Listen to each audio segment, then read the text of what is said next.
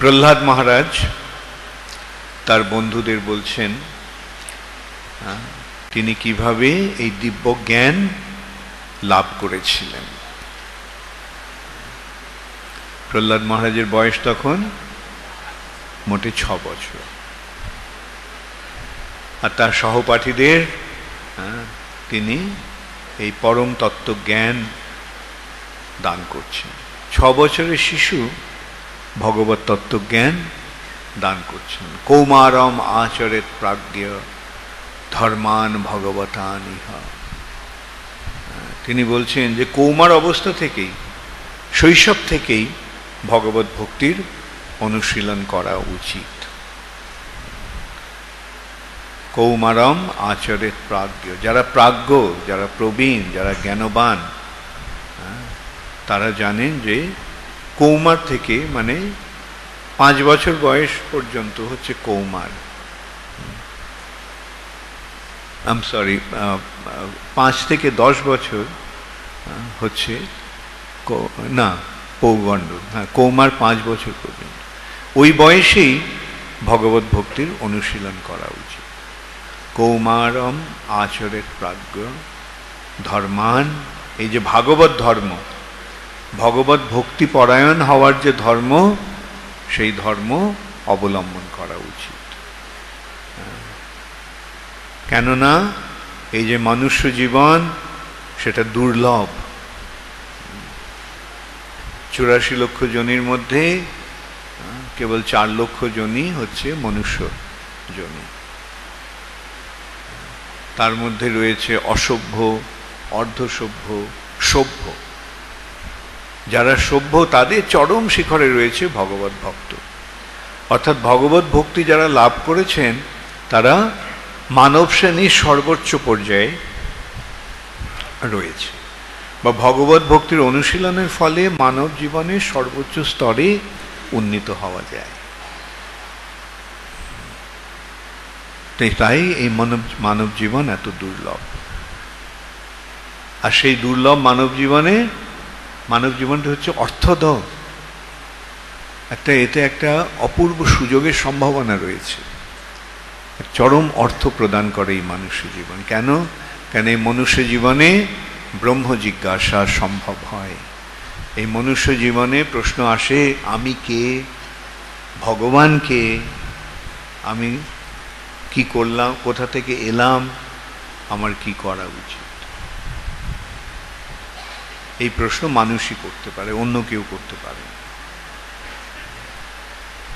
তাই এই মনুষ্য জীবন হচ্ছে অর্থদ, একটা মহান অর্থ প্রদান করে। মনুষ্য জীবনের একটা বিশেষ বৈশিষ্ট্য আছে, এবং তা সত্ত্বেও এটি অনিত্য। কখন যে চলে যাবে তার কোনো নিশ্চয়তা নেই। এই জীবনটা যে কখন শেষ হয়ে যাবে কোনো নিশ্চয়তা নেই।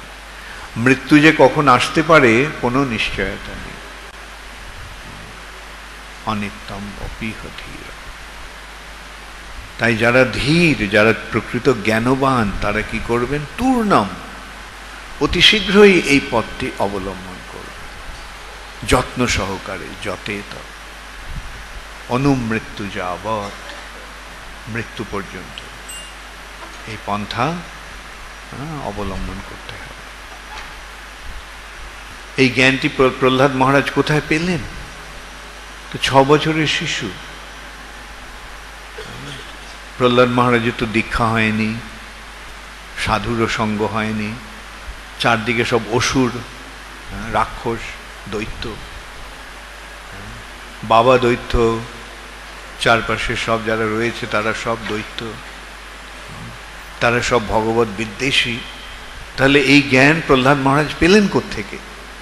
প্রহ্লাদ মহারাজ এখানে সেই কথাই বলছেন। হিরণ্যকশিপু যখন অমরত্ব লাভের জন্য মন্দর পর্বতে গিয়ে কঠোর তপস্যা শুরু করে, তখন তার অনুপস্থিতিতে দেবতারা, স্বর্গের দেবতারা হিরণ্যকশিপু রাজ্য আক্রমণ করে,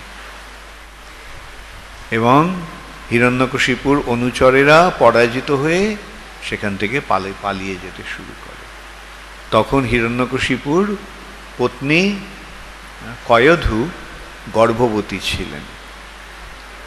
তো তা দেখে দেবতারা ঠিক করলো যে এর গর্ভে নিশ্চয়ই আরেকটা দৈত্য রয়েছে।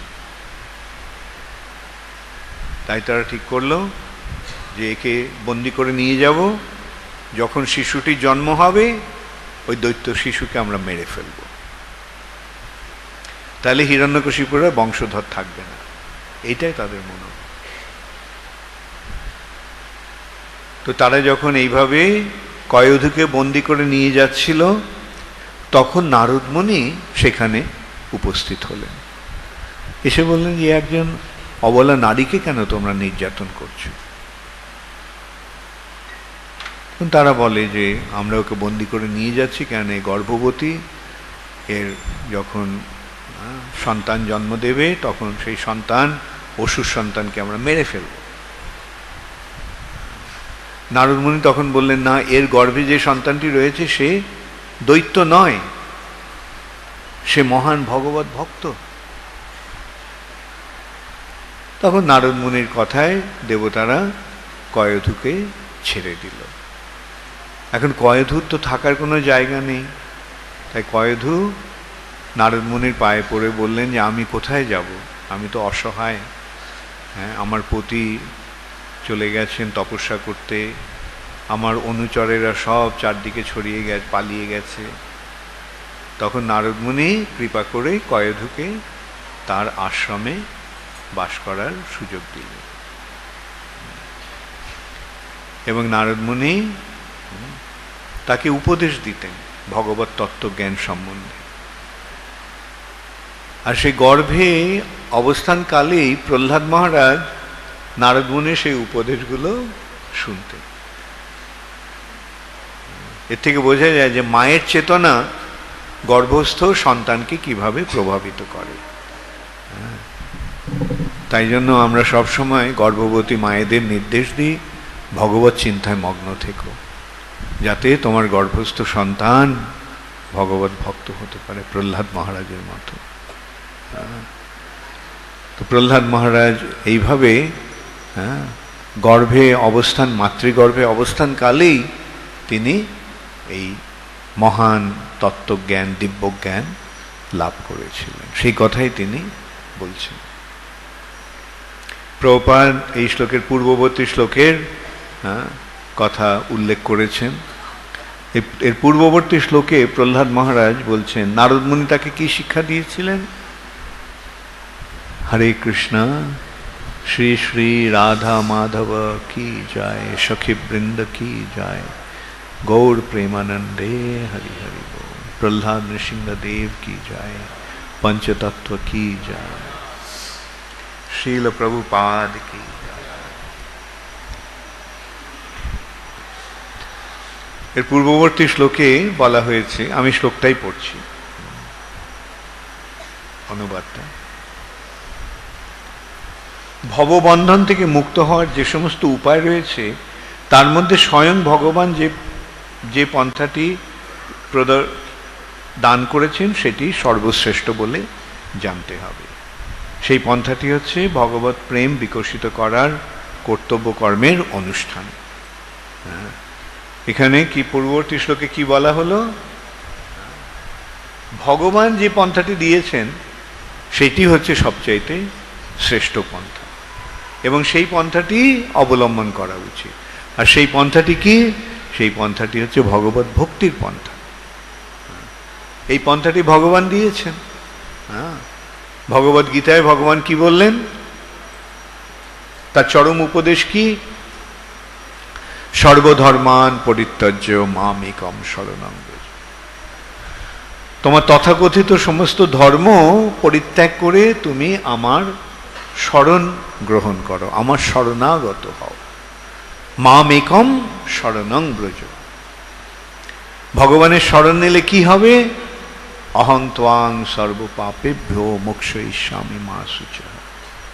ভগবানের শরণ নিলে ভগবান প্রতিশ্রুতি দিচ্ছেন যে আমি তোমাকে তোমার সমস্ত পাপ থেকে মুক্ত করব, সে সম্বন্ধে তুমি কোনো চিন্তা করো না। মা শুচঃ।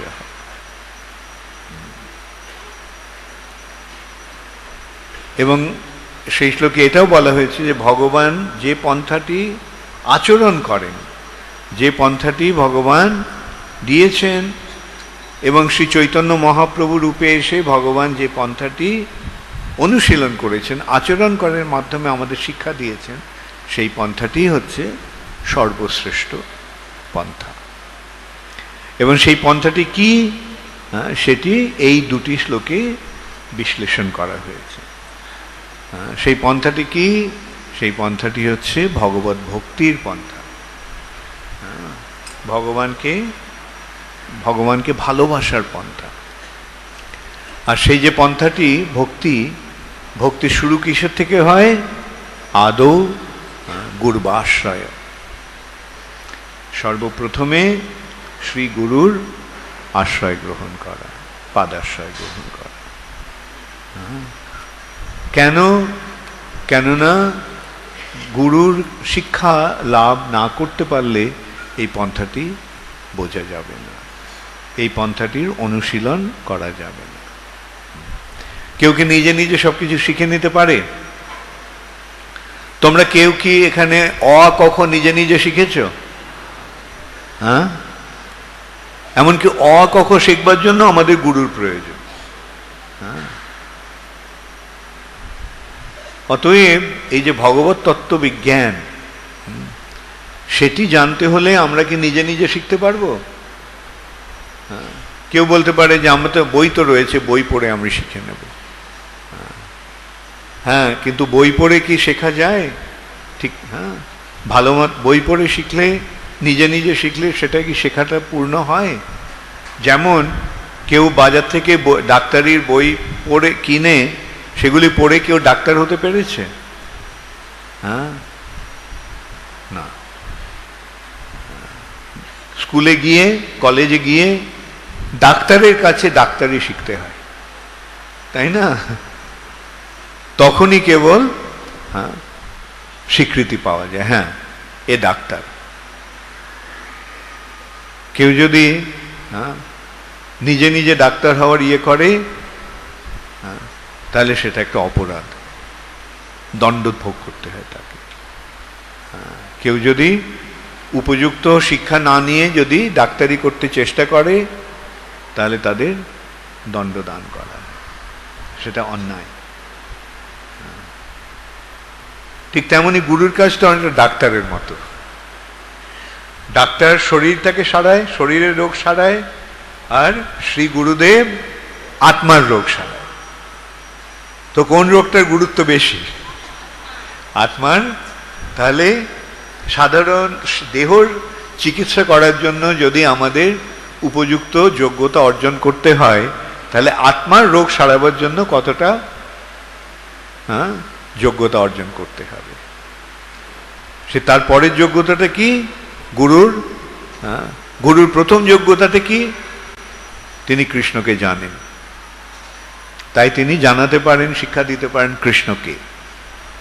যেই কৃষ্ণ তত্ত্ববেত্তা সেই গুরু হয়। আচ্ছা, তার উপরে আরেকটা কথা রয়েছে। এই কৃষ্ণ তত্ত্ব জানতে হলে কিভাবে জানা যাবে? তার উপযুক্ত গুরুর মাধ্যমে।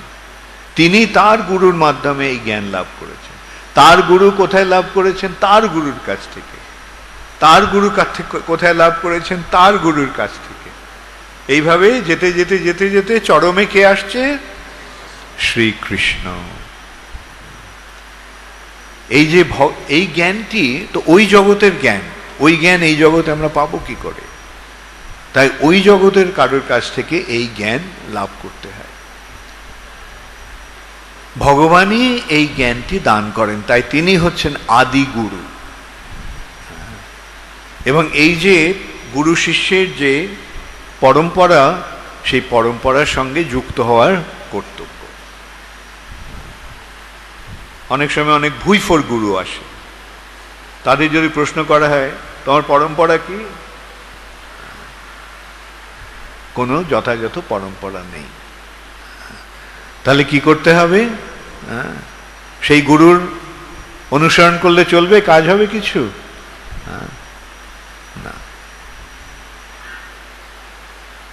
সেই অবৈষ্ণব মুখোদ্গীর্ণ পুত হরি কথামৃতম, যে অবৈষ্ণব তার মুখে যদি হরিকথাও যদি শ্রবণ হয় সেটাও সর্বোচ্ছিষ্ট যথাপয়ম। দুধটা যদি সাপ স্পর্শ করে তাহলে দুধটা কি আর দুধ থাকে? দুধটা বিষাক্ত হয়ে যায়। অতএব শাস্ত্রে নির্দেশ দেওয়া হচ্ছে যে শঙ্কর্ষণ ভগবান বলরাম এই জ্ঞান দান করেছে। এই চারটি হচ্ছে বৈষ্ণব সম্প্রদায়, যেটা ক্ষিতি পাবনা। ক্ষিতি মানে এই পৃথিবী, এই পৃথিবীকে পবিত্র করে। বৈষ্ণব ছাড়া সদ্গুরু হতে পারে না। গুরু নামে অনেকে অভিহিত হতে পারে, যেমন আমরা স্কুলে কলেজে যে আমাদের শিক্ষক তাদেরকে আমরা গুরু বলে মানি। যারা নাচ গান শেখে তারা যার কাছে শিখছে তারা তাদেরকে গুরু বলে মানে। আমার নাচের গুরু, আমার গানের গুরু। কিন্তু সদ্গুরু হচ্ছেন কে? সদ্গুরু হচ্ছেন বৈষ্ণব, যিনি ভগবত তত্ত্ববেত্তা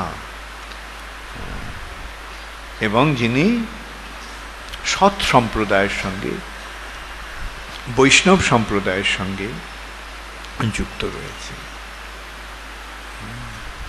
এবং সেই সদ্গুরুর সান্নিধ্যে এলে আমরা কি জানতে পারছি? সদ্গুরুকে সেবা করতে হবে। যেমন কিভাবে?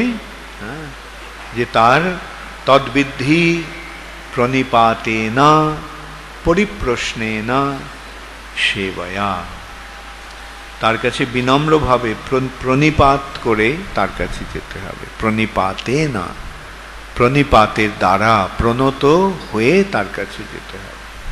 পরিপ্রশ্নেনা, তার কাছে নিষ্ঠা সহকারে প্রশ্ন করতে হবে, ঐকান্তিক নিষ্ঠা সহকারে। তাকে চ্যালেঞ্জ করে নয়, তার কাছে বিনম্রভাবে প্রকৃতপক্ষে তত্ত্বজ্ঞান লাভের জন্য প্রশ্ন করতে হবে। পরিপ্রশ্নেনা সেবয়া, তাকে সেবার দ্বারা তাকে সন্তুষ্ট করতে হবে। সেবয়া, তখন উপদেশ শান্তিতে জ্ঞানম, তিনি সেই জ্ঞানটি উপদেশ দেন।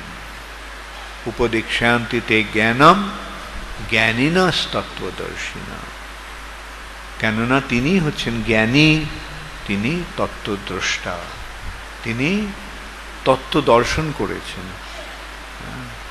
তিনি ভগবানকে জানেন, তাই জন্য তিনি আমাদের ভগবানকে জানিয়ে দিতে পারেন। তিনি ভগবানের প্রতিনিধি, তাই তিনি ভগবানের সঙ্গে আমাদের যুক্ত করে দিতে পারেন।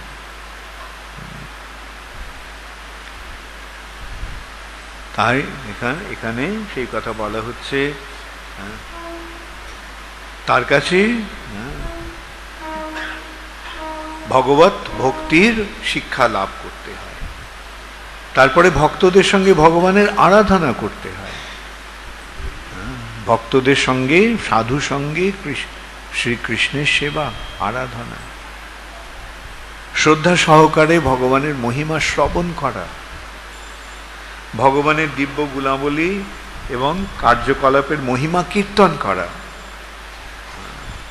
ভগবানের দিব্য গুণাবলী এবং ভগবানের লীলাসমূহ কীর্তন করা, শ্রবণ কীর্তন, ভগবান সর্বদা ভগবানের শ্রীপাদপদ্মে ধ্যান করা, স্মরণ, শ্রবণ কীর্তন স্মরণ বন্দন, ভগবানের নিষ্ঠা সহকারে ভগবানের শ্রী বিগ্রহের আরাধনা করা। এইটি হচ্ছে ভগবত ভক্তির পন্থা। তার মধ্যে দুটি হচ্ছে সবচাইতে গুরুত্বপূর্ণ, সেগুলি হচ্ছে শ্রবণ এবং কীর্তন। শ্রবণের মাধ্যমে ভগবানকে জানা যায়, শ্রবণের মাধ্যমে ওই জগতের সংবাদ পাওয়া যায়। ওই জগৎকে আমরা চোখে দেখতে পারি না, আমরা হাত দিয়ে ছুঁতে পারি না, হ্যাঁ, কিন্তু কান দিয়ে আমরা সেই জগতের সংবাদ লাভ করতে পারি, কান দিয়ে আমরা সেই জগৎকে উপলব্ধি করতে পারি, সেই জগৎকে দর্শন করতে পারি কানের মাধ্যমে, শোনার মাধ্যমে। তবে কার কাছ থেকে শুনতে হবে? যে সেই জগতের কথা জানেন তার কাছ থেকে শুনতে হবে। সেই জগতের সংবাদ যে দিতে পারবে না, সে কতগুলি আজে বাজে কথা বলে আমাদের কানটাকে পচিয়ে দেবে, সেটাই আজকাল হচ্ছে। সাধুর পোশাক পরে সব ভণ্ডরা এই জগতের লোকের সর্বনাশ করছে। ওদের কথা শুনতে বহু বহু লোক যাচ্ছে, কিন্তু কেউ একটাও কৃষ্ণ ভক্ত হচ্ছে। অথচ ইস্কনের প্রভাবে কি হচ্ছে? যারাই আসছে তারাই কৃষ্ণ ভক্ত। তোমরা এখানে কে কে কৃষ্ণ ভক্তির পন্থা অবলম্বন করেছো? হাত তোলো। বা সকলেই করে ফেলেছ, খুব ভালো। কিভাবে হলো? এই পথে তোমরা কিভাবে এলে? হ্যাঁ, ইস্কনের প্রভাবে, ইস্কনের ভক্তের সান্নিধ্য লাভের প্রভাবে, তাই না? কেউ ইস্কনের ভক্তের ছাড়া কাকে সাধু হতে, ভক্ত হতে পেরেছে এখানে? কেউ হয়েছ? কেউ হতে পারেনি। হ্যাঁ, এইটাই হচ্ছে শিল প্রভুপাদের অসীম কৃপা। তিনি এমন একটা আয়োজন করে গেছেন। হ্যাঁ, দেখো, শিল প্রভুপাদ একা আমেরিকাতে গিয়েছিলেন, গিয়ে কৃষ্ণ ভক্তি প্রচার করতে শুরু করেছিলেন। তারপর কৃষ্ণ প্রভুপাদ কি করলেন? গিয়েছিলেন আমেরিকা, কিন্তু সারা পৃথিবী জুড়ে তিনি প্রচার করলেন। এমনকি ভারতবর্ষেও তিনি প্রচার করলেন। ভারতবর্ষে কৃষ্ণ ভক্তি লোপ পেয়ে গিয়েছে। মুষ্টিমেয় কয়েকজন এদিক সেদিকে হয়তো কৃষ্ণ ভক্তির অনুশীলন করছিলেন কয়েকটা মঠে মন্দিরে, কিন্তু ব্যাপকভাবে কৃষ্ণ ভক্তির প্রচার বন্ধ হয়ে গিয়েছে। শিল প্রভুপাদ তার আমেরিকান ভক্তদের এনে ভারতীয়দের শিক্ষা দিলেন কি করে কৃষ্ণ ভক্ত হতে হয়। ভারত প্রভুপাদ যখন প্রচার করছেন তারা শুনছিল না, তাদের মনোভাব, ও ভারতীয়, এর কাছে কি শিখবো, আমি সব জানি। কিন্তু যখন দেখলো আমেরিকানরা এসছে, তখন বাবা আমেরিকান এসছে, আমেরিকানরা সাধু হয়েছে, সুতরাং ওদেরকে ওদের কথাটা শুনতে হবে। প্রভুপাদ বলতেন, my dancing white elephant, dancing white elephant. যদি কেউ শোনে যে হাতি নাচছে, হাতির নাচ হবে, তাহলে কি হবে? সার্কাস দেখতে যায় না লোকেরা, হাতির নাচ দেখতে যায়। আর সে হাতি যদি সাদা হাতি হয়, তাহলে তার আকর্ষণটা আরো বেশি। তো এইভাবে প্রভুপাদ আমেরিকান, ইউরোপিয়ান শিষ্যদের এনে এখানে কৃষ্ণ ভক্তির প্রচার করতে শুরু করে। তার ফলে ক্রমশ আর কি এটা উপায়টা কি? যারে দেখো তারে কহো কৃষ্ণ উপদেশ। যে কথা তুমি জানতে পেরেছো কৃষ্ণ সম্বন্ধে, সেটা অন্যদেরকে শোনাও। এইভাবে কি হচ্ছে? প্রথম প্রভুপাদের শিষ্যরা মুষ্টিমেয় কয়েকজন এসে প্রচার করলেন, তাদের প্রচারের দ্বারা প্রভাবিত হয়ে অন্যরা এই পথটি অবলম্বন করলেন, তারা প্রচার করতে শুরু করলেন। তারপরে তাদের দ্বারা প্রভাবিত হয়ে অন্যরা প্রচার করতে শুরু করলেন। এইভাবে প্রচার। মনে হচ্ছে হাত একটু কম উঠলো এবার। তো যারা এই কৃষ্ণ ভক্তির পন্থা পেয়েছো, তারা কি প্রচার করবে, অন্যদেরকেও দেবে, না নিজের সম্পদ রেখে দেবে? কি করবে? বিতরণ করবে। কে কে বিতরণ করবে দেখি? আচ্ছা, আমি করবে না, আমি কে কে বিতরণ করছো আমি শুনি। কে কে বিতরণ করছো? ও, এত কম, ঠিক আছে। কে কে করবে? ঠিক তো? পড়াটা খুবই সহজ। যারে দেখো তারে কহো কৃষ্ণ উপদেশ। তোমাদের জানাশোনা আত্মীয় স্বজন বন্ধু বান্ধব আছে? আছে? তাদের কাছে গিয়ে শোনাবে? শোনালে তাদের লাভ হবে? কি হলো? লাভ হবে না? তাদের লাভ হবে। আর তাদের কাছে এই কৃষ্ণ ভক্তি বাঁটলে তোমার লাভ হবে না ক্ষতি হবে? কৃষ্ণ ভক্তি বাঁটলে, কৃষ্ণ ভক্তি বিতরণ করলে কৃষ্ণ ভক্তি কমে যাবে? কি হবে? আচ্ছা, যত দেবে তত বাড়বে। তো তুমি কি বাড়াতে চাও না কমাতে চাও? তাহলে কি করবে?